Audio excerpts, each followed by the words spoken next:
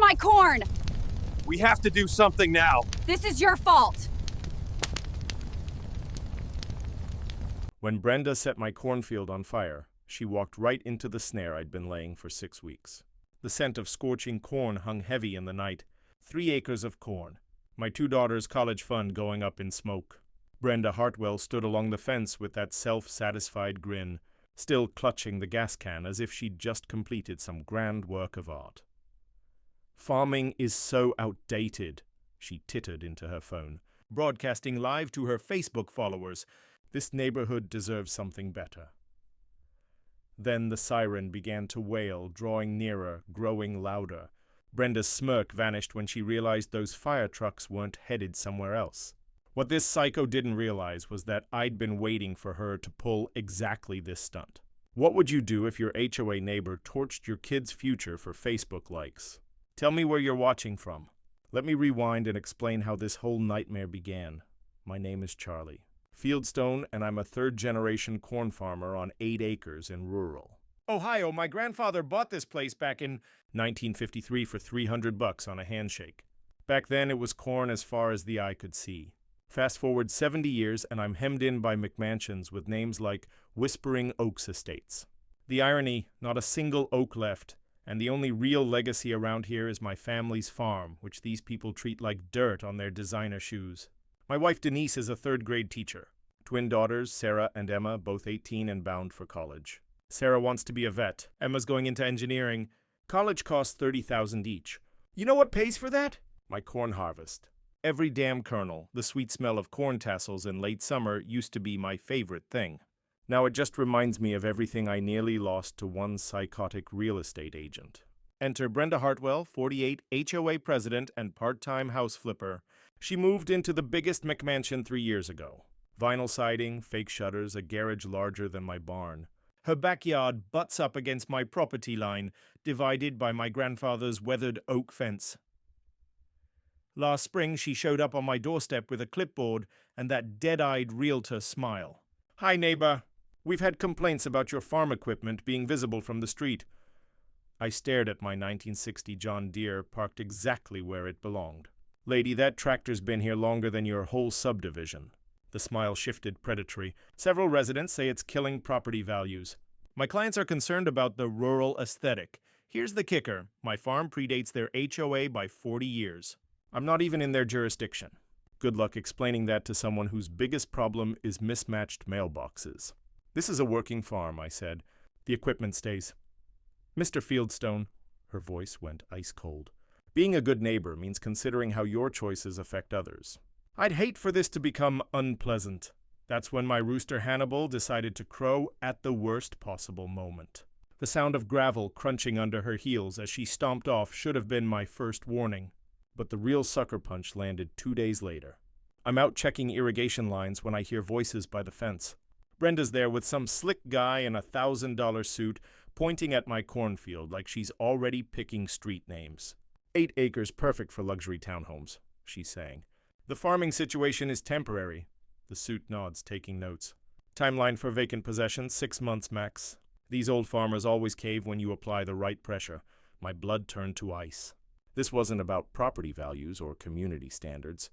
It was about commission checks and development deals. She was already selling my land that wasn't even for sale. I ducked behind my grandfather's old tool shed, heart pounding like I was back in Afghanistan. The rough bark of that century-old oak felt solid under my palm. Everything else felt fragile. That night I called Jake Thornfield, agricultural lawyer and old army buddy. Jake, hypothetically, what happens if someone tries to harass a farmer off his land for development?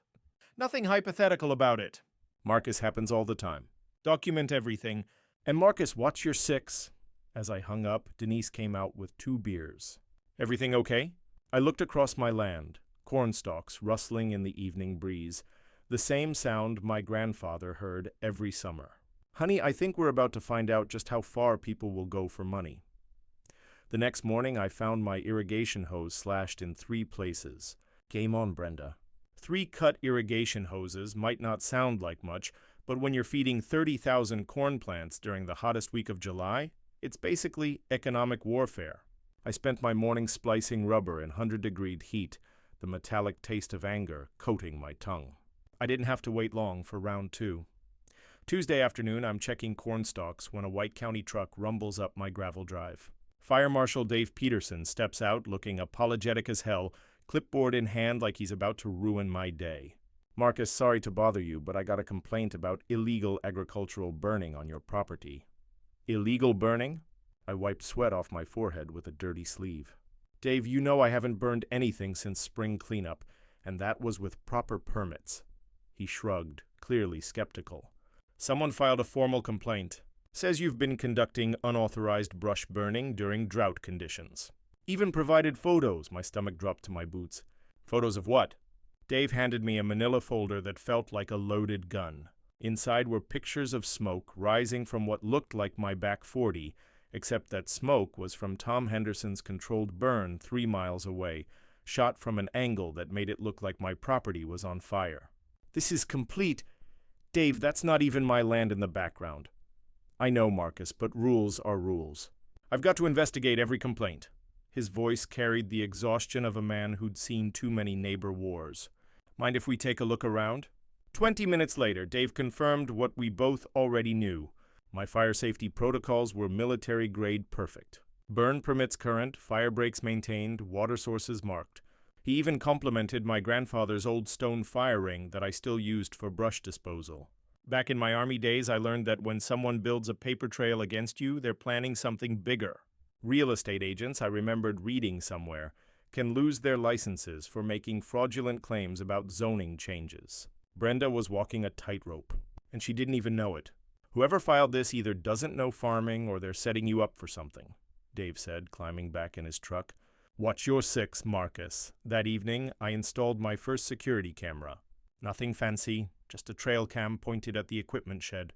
The soft click of the mounting bracket reminded me of setting up perimeter security overseas. Different enemy, same tactics.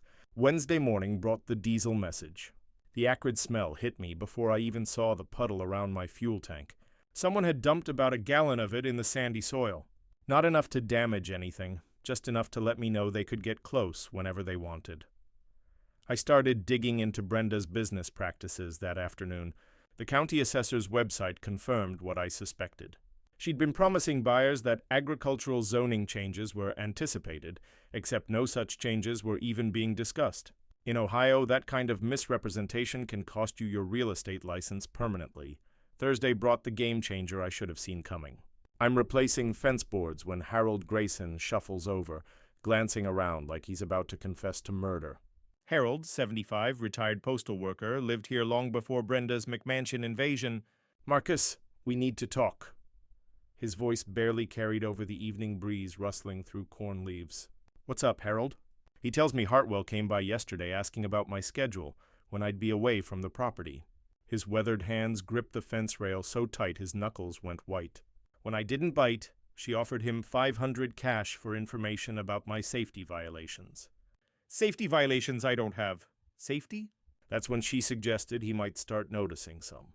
Harold's voice shook with disgust. "My late wife Helen used to love watching your grandfather work this land. Brenda's trying to destroy something beautiful for commission money." That's when Harold became my inside man. It turned out Brenda had visited half the neighborhood with similar offers. Most told her to take a hike, but some couples seemed interested in easy cash. By Friday, I had a war chest of evidence.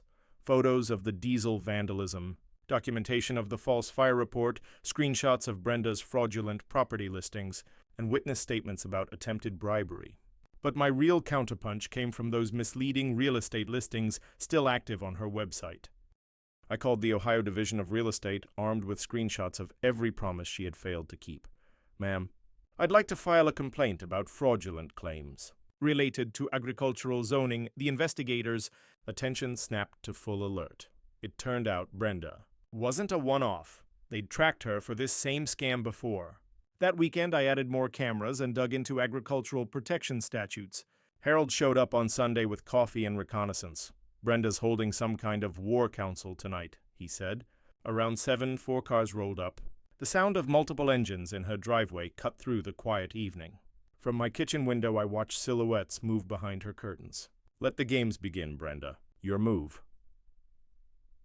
Monday morning revealed Brenda's next play, and it was nastier than I'd imagined. She'd put together a neighborhood safety committee, basically a pack of bored suburbanites, with clipboards and vendettas against anything that didn't come from home. Depot. First on the scene was Janet Kowalski, gliding in a pristine white Lexus that probably cost more than my yearly seed bill. She parked on my property line and started photographing my barn like it was evidence of a war crime. Morning. "Janet," I called, coffee in hand, the bitter sting of reheated grounds matching my mood. "Something I can help you with?" She flinched like I'd caught her stealing hens. "Oh, Marcus, I'm just documenting some safety concerns," she said, clearly rattled. "Safety concerns about what exactly?" I asked, looking at my well-kept equipment shed. She fumbled with her phone, reading a prepared script. "The proximity of your fuel storage to residential property and vermin attraction from your composting practices." I almost laughed. My fuel tank sat farther from her house than her barbecue. "My compost met every agricultural code." "Janet, you been here 6 months?" "My family's followed safety rules long before your subdivision existed." Her guilty blush said it all. Brenda had fed her lines. She was a desperate actor chasing a $50 payoff. Over the next week, committee members rotated through, harassing me. Tuesday brought Martin Cruz documenting dust concerns while my corn swayed. Wednesday, it was Susan Walsh complaining about my rooster's morning calls. The same rooster that had been crowing here 3 years before she moved in. By Friday, they demanded I install costly privacy fencing to hide my unsightly agricultural activities. Saturday morning, I was fixing an actually broken fence when Harold shuffled over, eyes flicking nervously, holding information that would change everything. "Marcus, we need to talk," he said, voice barely audible over the rustling corn. I set down my hammer. He unfolded a newspaper clipping with hands that trembled slightly. "Did some digging on those people. Martin Cruz facing an insurance fraud suit for allegedly staging property damage for payouts. Susan Walsh just lost her real estate license for forging inspection documents." My stomach dropped. "Brenda recruiting crooks made the picture worse." Harold leaned in, lowering his voice to a whisper. "Overheard her offering them $50 per documented violation they could report." "She's buying false testimony." Suddenly it was clear. This wasn't neighborhood concern. It was organized fraud to manufacture a legal case that could drive me off my land. My daughter's college fund, my grandfather's legacy, everything I'd built, was under attack by paid liars. That afternoon I plunged into public records like my life depended on it, because it did. Amazing what surfaces when you know where to look. Martin had 3 suspicious insurance claims in 2 years. Susan's license revocation cited a pattern of document falsification. Even Janet's husband had bankruptcy and DUI records. Brenda had assembled people with flexible ethics, perfect soldiers for her fraud army. But she'd made a crucial mistake. She'd underestimated Harold. Harold had watched this area shift from family farms to suburban sprawl. His late wife, Helen, used to sit on their porch every evening watching my grandfather work the fields. To Harold, my farm wasn't just crops. It was the last genuine patch in a world of vinyl siding and fake shutters. So when he offered to spy on committee meetings, I didn't hesitate. "Wednesday night, 7, he whispered during our Sunday fence talk. Brenda mentioned bringing in professional documentation specialists. Wednesday evening, I watched cars cluster at Brenda's house like vultures around roadkill. Harold's battered Honda looked pathetic beside the luxury SUVs, which made him the ideal inside man. An hour later, he knocked at my back door with news that froze my blood. "She hired a private investigator," he said, voice shaking. "Guy named Rick Polson. They're planning to manufacture evidence. Dead fish planted by your creek, fake chemical spills, recorded noise violations during legal working hours." The room spun. Brenda was under pressure from developer contacts. She'd promised them a timeline she couldn't meet. Harold gripped his beer like it was a lifeline. "Marcus, they're talking about staging something big enough to trigger county intervention." That night I went full military. Surveillance, infrared cameras, motion sensors, even decoy units to mislead them. The low electronic hum of recorders became my lullaby. I also called Jake Thornfield. "What's the penalty for conspiracy to file false government reports?" I asked. "Organized fraud, Marcus. Federal crime if it crosses certain thresholds." Next morning, fresh tire tracks scarred my corn where someone had driven through at night. 20 plants crushed, maybe more. Brenda's war was escalating. Time to fight back. Her next move hit where it hurt. It was peak irrigation season. Every drop mattered under the August heat. I was out at dawn checking sprinkler heads when Harold's panicked shout cut across the field. A county truck had pulled into Brenda's driveway. The crunch of dry husks under my boots felt like breaking bones as I jogged to the fence. 20 minutes later, County Water Inspector Carol Hriss knocked with paperwork that read like a death sentence in official form. Sorry, Marcus. We've had complaints about excessive water usage depleting neighborhood supply. Your irrigation needs to be shut down pending investigation. The words landed like a physical blow. I stared at the cease and desist, watching Sarah and Emma's tuition evaporate. Carol, my well's been here since 1953. It's never affected anyone's water. She slid charts across her clipboard, usage numbers 3 times normal agricultural levels. According to this data, I was using enough water for a golf course. The numbers were fantasy. My grandfather's old well couldn't pump that even running nonstop. Who filed the complaint? Anonymous tip, she said.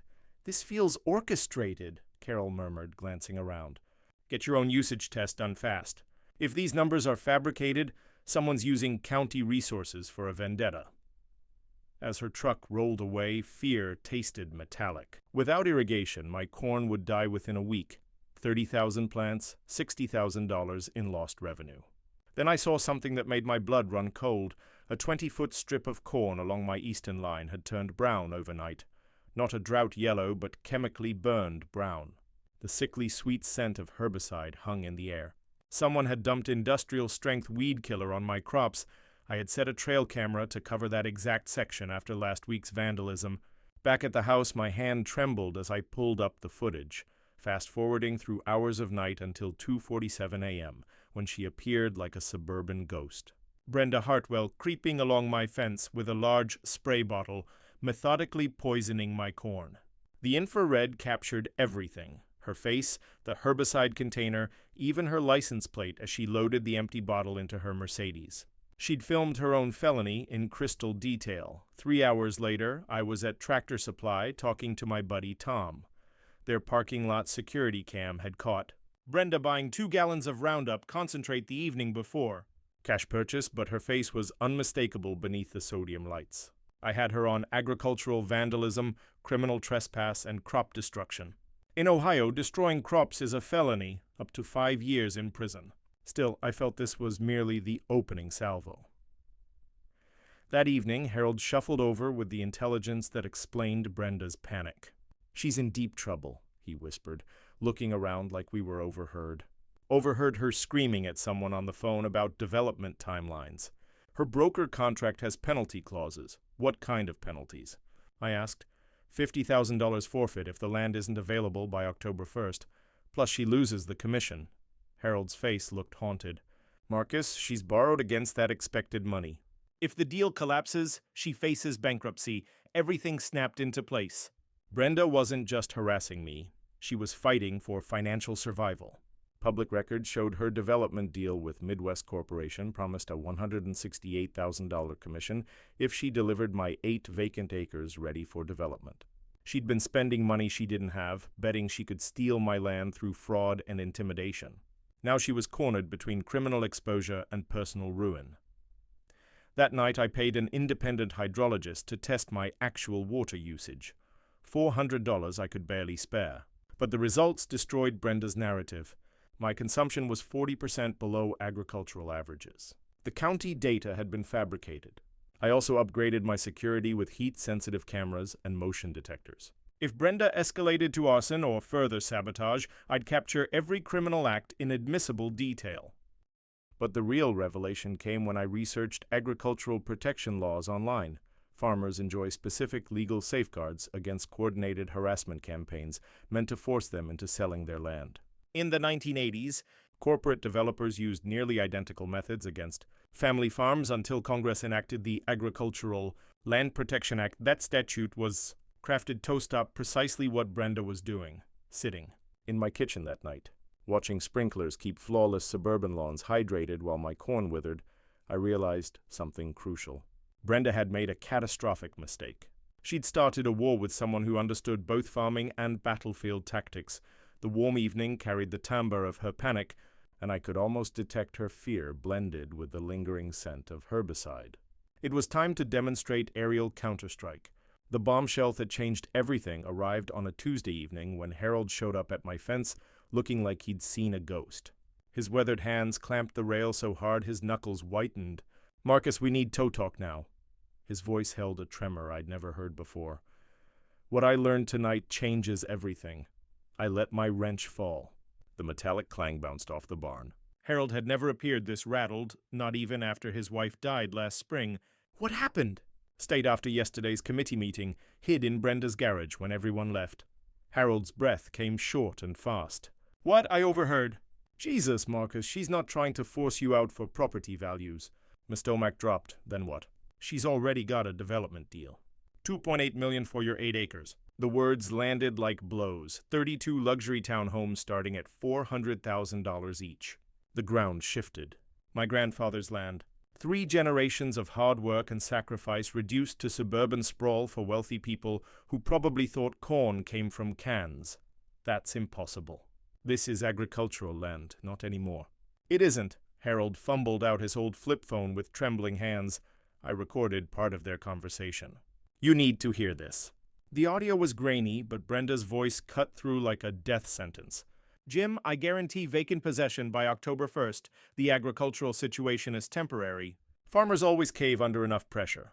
I've orchestrated this before." A gruff male voice answered, "Brenda, if this timeline slips, we're talking $50,000 in penalty clauses, plus you forfeit the commission." "Can you absolutely deliver?"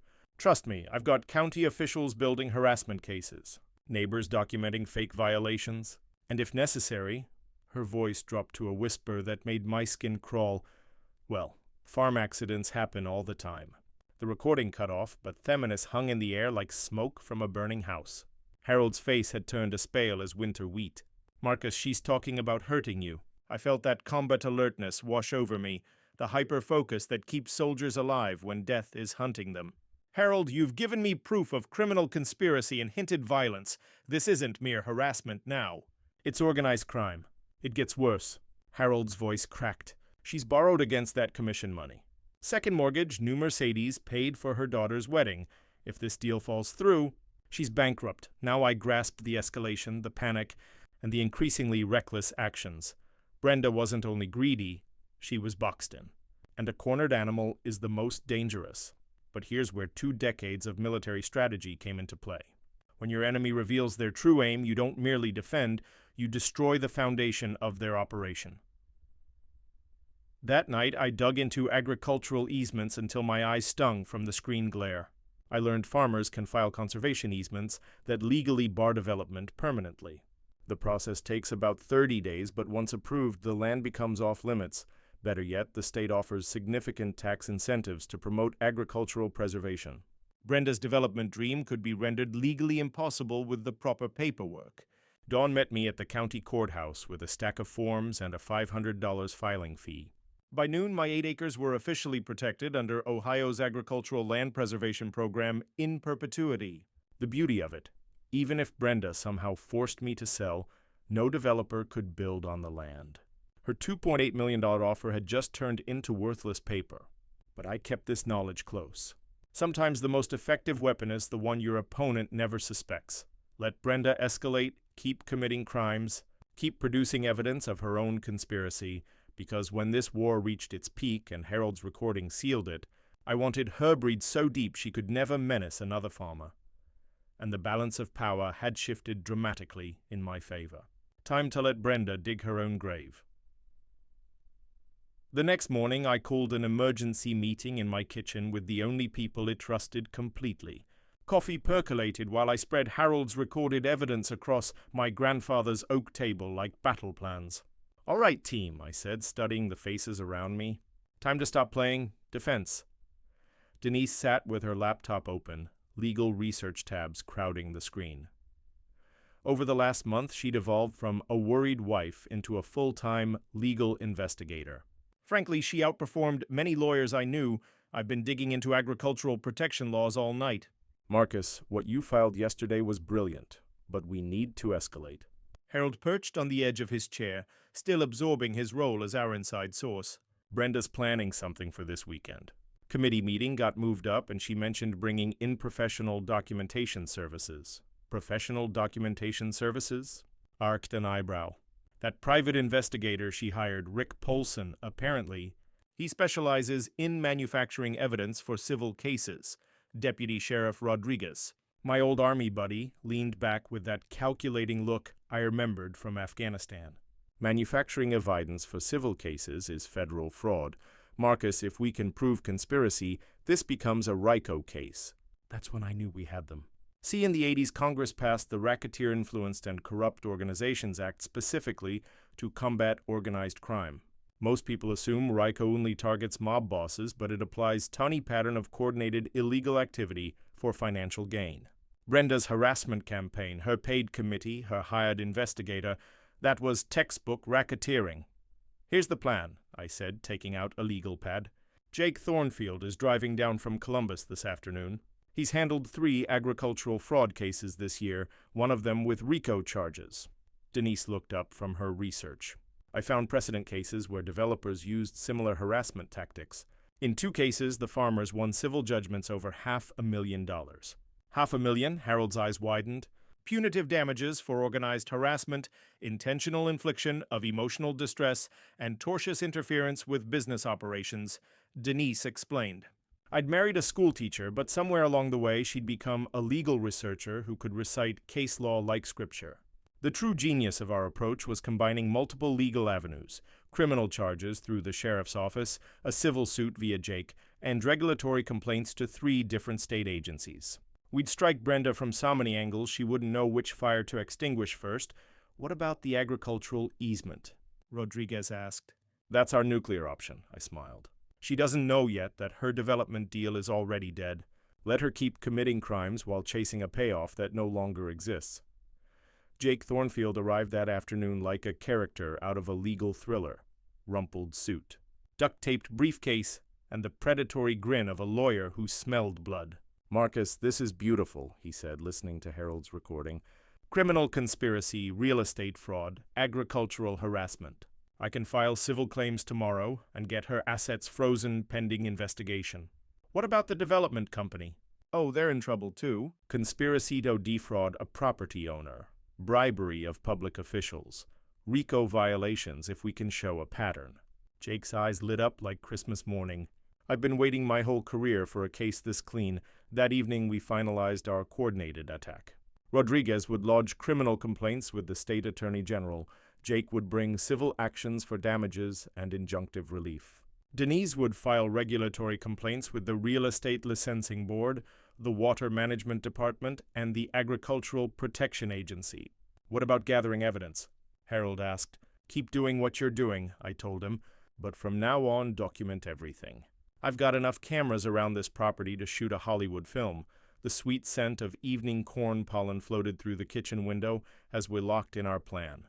It reminded me why this fight mattered, not only for my family's financial future, but for every farmer targeted by developers who view agricultural land as nothing but profit potential.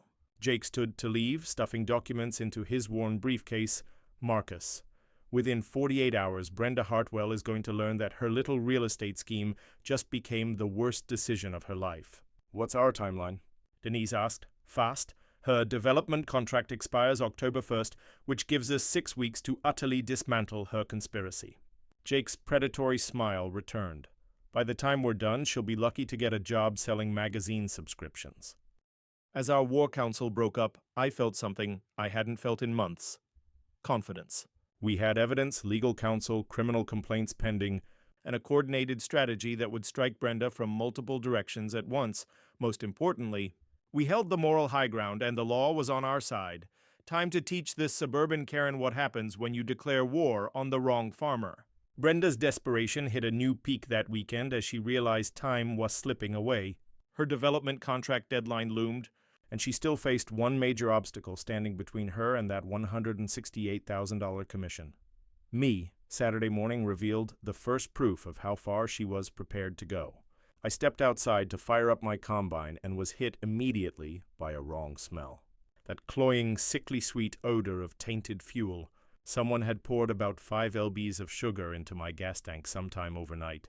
Now here's a fact most people get wrong. Sugar doesn't destroy engines the way movies portray, but it does form a gritty, crystalline gunk that clogs fuel filters and makes machinery run like trash. Whoever did this knew just enough sabotage to inflict maximum hassle without inviting insurance fraud probes. Thanks to my upgraded security rig, I had crystal clear footage of Brenda skulking around my equipment shed at 3 a.m., bag of granulated sugar, and a funnel in hand. She'd even used a flashlight, conveniently lighting her face for the cameras. But the sugar stunt was merely the opening salvo. Sunday afternoon, I found my hydraulic lines on the corn picker had been cut, not cleanly severed, but nicked enough to cause slow leaks that would fail catastrophically under pressure. A lone farmer could be badly hurt if hydraulic gear failed without warning. Tuesday delivered the wheel bolt sabotage.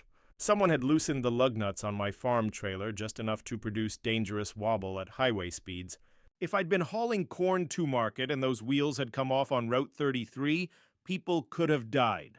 Every incident was captured in high-def detail by my surveillance network. Brenda's face, her license plate, even audio of her muttering about stubborn farmers as she committed felonies on my land. But their escalation happened Thursday when I caught her trying to steal my irrigation pump motor. The diesel engine that ran me water system was worth about $3,000, but more crucially, losing it in drought season would wipe out my whole crop in days. I'd been expecting this move, thanks to Harold's intelligence network. He'd overheard Brenda telling her hired investigator that stealing equipment would force the farmer off the land for financial reasons. So when my motion sensors picked up movement by the pump house at 2 a.m., I was ready. I slipped out the back door and crept through my cornfield using techniques I'd sharpened on night patrols in Afghanistan. The rustling stalks masked any noise of my approach, and the new moon made visibility almost nil. Brenda was there with a truck and trailer trying to disconnect my pump motor, aided by a man I didn't recognize, probably her hired muscle. They'd brought bolt cutters and a come-along winch, clearly intending to steal the whole assembly. I pulled out my phone and began recording, catching clear audio of their exchange. "Just cut the mounting bolts," Brenda whispered. "Once his irrigation fails, he'll have to sell within a week." "What if he has insurance?" the man asked. "Equipment theft isn't covered under agricultural policies unless it's specifically itemized." "This pump wasn't valuable enough to list. Wrong on both counts, lady." "My insurance covered theft of any farm equipment over $500, and I'd specifically added the pump motor after last year's county-wide theft spree, but I let them keep working for another 10 minutes to document their criminal conspiracy in admissible detail. Then I called Rodriguez. "Sheriff's Department, this is Deputy Rodriguez." "Mike, it's Marcus. Got 2 people actively stealing equipment off my property right now. I'm recording everything." "Stay put, Marcus." "We'll be there in 5 minutes." The sound of sirens approaching sent Brenda and her accomplice scrambling.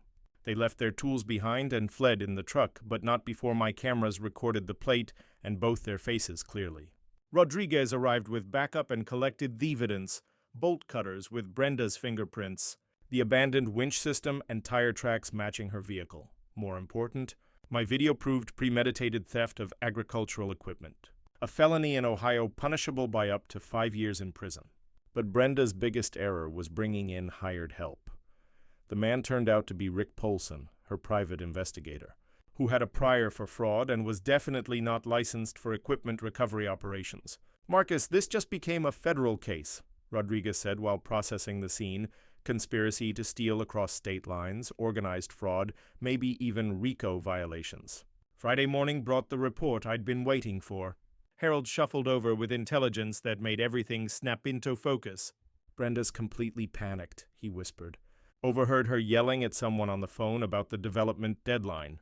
Apparently, if she doesn't deliver your land by October 1st, she owes the developers $50,000 in penalties.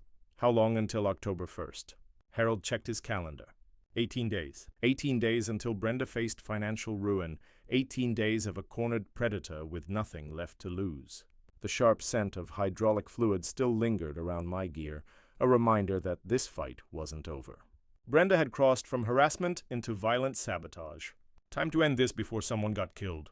With 18 days left before financial disaster, Brenda Hartwell made the choice that would doom her forever. Harold's breathless report Tuesday evening confirmed my worst fears about how far desperate people will go. "She's lost it completely, Marcus."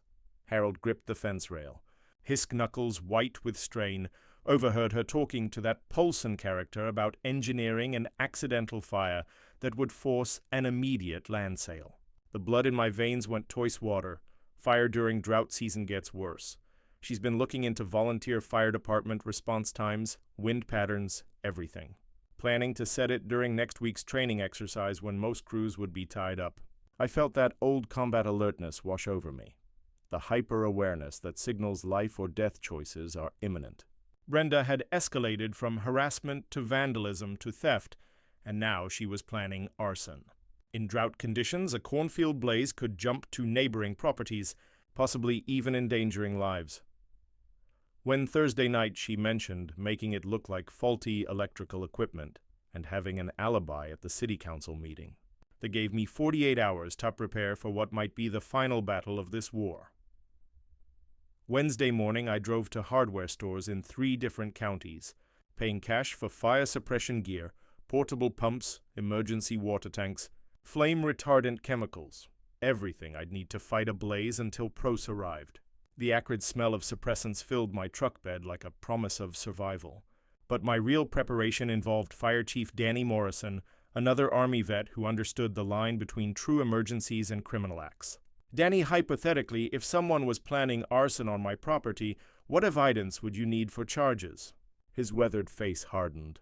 Video of the act, accelerant residue, evidence of premeditation. Why, Marcus, you expecting trouble? Let's just say I want to be ready. That afternoon I installed heat-sensitive cameras across my cornfield, military-grade thermal imaging that would pick up odd heat signatures long before flames showed. The cameras fed directly to both my phone and the fire department's dispatch system. I also coordinated with Rodriguez to have patrol units nearby Thursday night, not so close as to spook Brenda, but ready to respond instantly when the inevitable occurred. Harold provided final intelligence Wednesday night. She bought accelerant this afternoon, 3 gallons of camping fuel from the outdoor store on Highway 33, paid cash, wore sunglasses, and a baseball cap, but I followed her. Did anyone else see this purchase? Store security cameras. I made sure to loiter near the register when she checked out. Thursday evening came in with oppressive humidity and dead calm, air perfect for controlled burning. Terrible conditions for stopping a wildfire once it starts. The sweet smell of ripening corn hung heavy, reminding me what was at stake. I positioned myself in my grandfather's old hunting blind overlooking the back 40, armed with night vision binoculars and a direct radio link to dispatch. Every thermal camera was live, every heat sensor zeroed.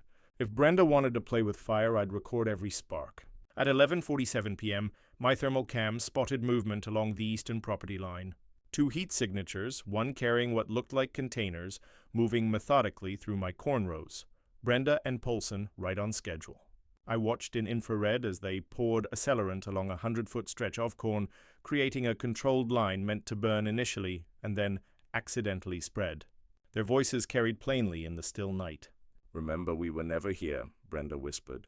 "This needs to look like equipment malfunction." "What about insurance investigations?" Polson asked, unscrewing another fuel jug. "By the time investigators get here, Charlie will be so desperate to sell that he'll take any offer." They were committing felony arson while discussing real estate fraud, documenting their own criminal conspiracy in admissible detail. At 11:52 p.m., Brenda flicked a lighter. The corn caught instantly accelerant-fed flames racing along the pre-soaked line like liquid fire.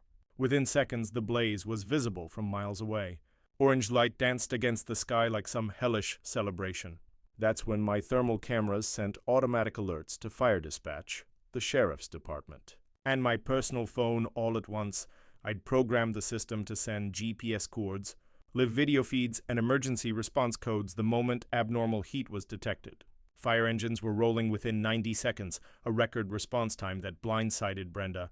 I saw her unravel in real time, panic flashing across her face as sirens screamed in the distance, closing in fast.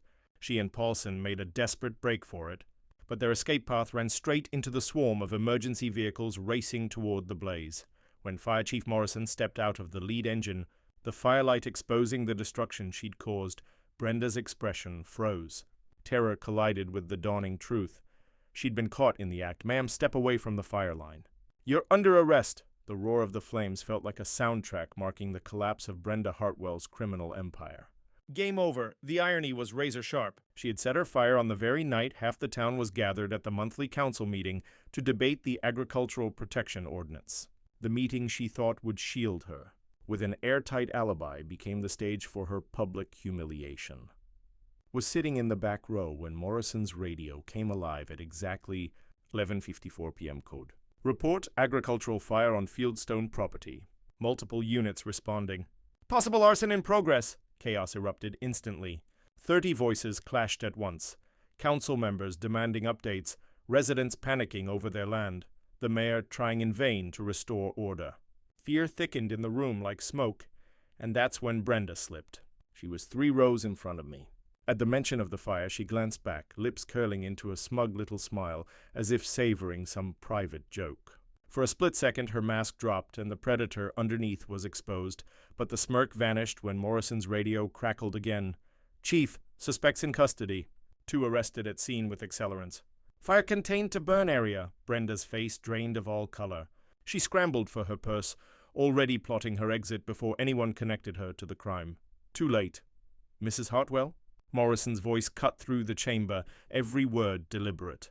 Mind staying seated for a few minutes? Deputies have some questions. The room froze. Dozens of eyes locked on Brenda, pale as ash, fumbling excuses about needing to check her house. That was my cue. I stood, my voice steady, the weight of weeks of preparation behind every word. Mr. Mayor, I have evidence concerning tonight's arson that this community deserves to hear. Mayor Williams, who'd seen me at countless meetings before, nodded. The floor recognizes Charlie Fieldstone. I opened my folder. Months of records, Harold's recordings, surveillance stills, financial ledgers, all tying Brenda to a development conspiracy. The papers sounded loud as thunder in the dead silence. Ladies and gentlemen, this was no random fire. This was the climax of a 3-month campaign designed to force me off my family's land for profit. Brenda tried to cut me off, but Mayor Williams shot her a look that shut her cold. I played Harold's tape first. Her voice filled the chamber, talking about the $2.8 million development deal, commission money she didn't even own yet, her deadlines. Gasps spread through the crowd as the fraud became undeniable. And here's the kicker, I said, building momentum like a storm rolling in. 3 weeks ago, I filed an agricultural conservation easement. My land is now legally off limits to development. Forever. The silence stretched tight. Then Harold rose from his chair near the front, his voice unsteady but firm. I've been Brenda's inside source for months. Everything Charlie's saying is true. She paid criminals to harass him, bribed neighbors for lies, and tonight tried burning his fields to force a sale. The chamber doors opened, and in walked Deputy Rodriguez with backup, uniform still carrying the smell of smoke. Brenda Hartwell, you're under arrest for felony arson, conspiracy to commit fraud, harassment, and more charges still under review. He pulled out the cuffs. You have the right to remain silent, though frankly, you've already said plenty on tape. The room exploded. Council members demanded answers. Residents asked how such a scheme had slipped under their noses. Reporters scribbled like mad. And then came the final blow. Jake Thornfield stepped forward, holding a folder thick as a brick. His smile was a predator's grin. For the record, Mrs. Hartwell, you're also facing federal RICO charges, civil damages exceeding $500,000, and permanent disbarment from real estate practice in Ohio. Your deal is void. Your commission gone. Assets frozen. Pending investigation. Brenda collapsed into her seat, her strength drained like air from a balloon. No deal, no payout, no future. Only prison bars and financial ruin. Rodriguez clasped the cuffs around her wrists and led her past my chair. For a heartbeat, our eyes met. For the first time, I saw not arrogance but raw fear. Should have stuck to selling houses, Brenda, I whispered. The last thing I heard before the chamber doors shut was her sobbing. Justice with the whole town as witness. 6 months later, I stand in my cornfield, Sarah and Emma laughing as they plant for spring. And I still marvel at the transformation, not just of the land, but of our family. The legal aftermath was brutal. Brenda pled guilty, felony arson, conspiracy, real estate fraud. 2 years in prison. $50,000 in restitution. A criminal record carved in stone. Her private investigator, Rick Paulson, drew 18 months and lost his license. Midwest Development cut a $75,000 settlement to dodge federal prosecution, tacitly admitting their role in orchestrating harassment. But the true victory wasn't financial. It was telling my daughters their college was paid in full. Insurance and settlements meant Sarah could pursue veterinary school, Emma engineering, without a cent of debt. Sometimes justice compounds like interest. Emma now drives her grandfather's 1960 John Deere, learning the same rhythms that shaped 3 generations before her. She's double majoring in agricultural engineering. Someone has to defend family farmers from corporate bullies, she says. Denise earned her paralegal certification in January, now working alongside Jake Thornfield in agricultural defense. 12 families have already beaten harassment campaigns statewide thanks to her. Knowledge is power, she says, but applied knowledge is revolution, and Harold, the quiet postal worker who risked everything, became an unlikely hero. Now he volunteers teaching seniors about agricultural fraud. 40 years on the job taught me patterns, he grins. Predators always make the same mistakes. Our case sparked a movement. The Fieldstone Agricultural Protection Act passed, making farmer harassment a felony. Communities across the country are copying it. Property rights groups cite our battle as a blueprint. We even created the Family Farm Defense Fund Scholarship with settlement money, full rides for students studying agricultural law, sustainability, or environmental protection. This year's recipients, a rancher's daughter fighting mining companies, and an organic farmer pushing back against suburban sprawl. Our Heritage Harvest Festival has become a signature event. 5,000 visitors, big revenue for local businesses. Legislators even used last year's festival to announce new farm protection funding, proof that heritage tourism beats strip malls every time. The conservation easement ignited a county-wide wave. 17 families have secured over 300 acres, cutting taxes while preserving farmland for good. And the sweetest revenge? Midwest Development filed for bankruptcy after 3 more of their schemes collapsed under our playbook. Once farmers learned how to fight systematically, their predatory model fell apart. Now walking the rows, hearing corn leaves whisper in the wind while my daughters laugh in the distance. I know this was never about Brenda Hartwell. It was about people refusing to let greed erase something sacred. I rest my hand on the bark of my grandfather's oak. The evening sun gilding fields that will never be strip malls or subdivisions, only farmland. As it's always been, Emma waves from the tractor, cutting another perfect furrow. Sarah tends to a calf by the barn, a calf that will graze on pastures protected forever. Denise reviews a new case on the porch, helping another farm fight corporate pressure. This is victory. Not just a one case, but a legacy.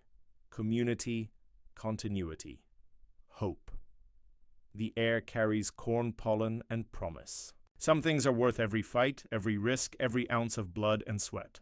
Family land, honest work, the right to live free from the parasites who mistake greed for progress and sometimes the sweetest revenge, is simply not letting them destroy what matters most. So, share your HOA horror stories in the comments.